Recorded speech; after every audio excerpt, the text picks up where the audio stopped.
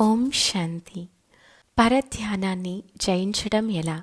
పరధ్యానంని ఆపడానికి అంతర్గతంగా స్వయాన్ని శక్తివంతం చేసుకోవాలి.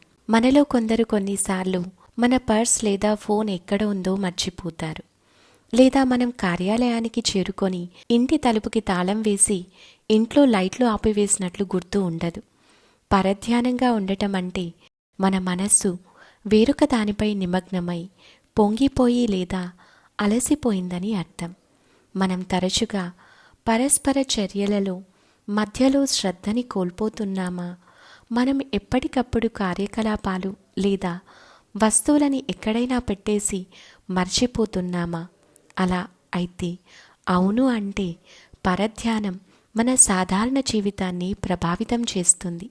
అనేక కార్యకలాపాలతో మనసు భారంగా అవ్వటంతో పాటు ఇబ్బంది పెట్టే గత జ్ఞాపకాలు, ఇతరుల ప్రవర్తనలు, అపరాధము, అంచనాలు మరియు మన స్వయం యొక్క చిత్రం యొక్క ఆలోచనలు గందరగోళాన్ని మన మనస్సు కలిగి ఉండవచ్చు.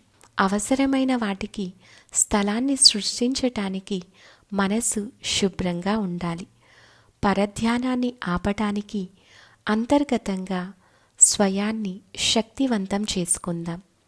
ఓంకార ధ్యానం, ఆధ్యాత్మిక జ్ఞానం, అధ్యయనం, వ్యాయామం, సకాలంలో ఆరోగ్యకరమైన భోజనం, ఖాళీ సమయం మరియు నిద్ర వంటి రోజువారీ దినచర్యను అనుసరించటానికి కట్టుబడి ఉండండి. ఇది మన ఏకాగ్రత, జ్ఞాపక శక్తి మరియు అంతర్దృష్టిని మెరుగుపరుస్తుంది.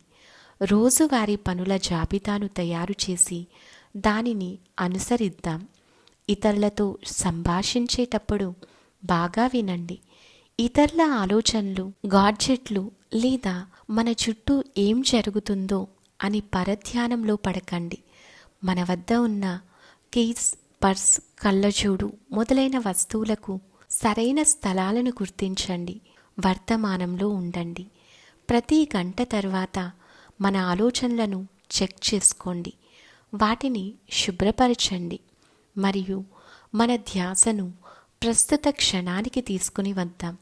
మన మనస్సును ప్రశాంతంగా, శక్తివంతంగా ఉంచటానికి, ప్రతి పరిస్థితికి సరిగ్గా స్పందించటానికి ఓంకారం ధ్యానం చేయాలి. పరధ్యానాన్ని జయించాలి. ఓం శాంతి.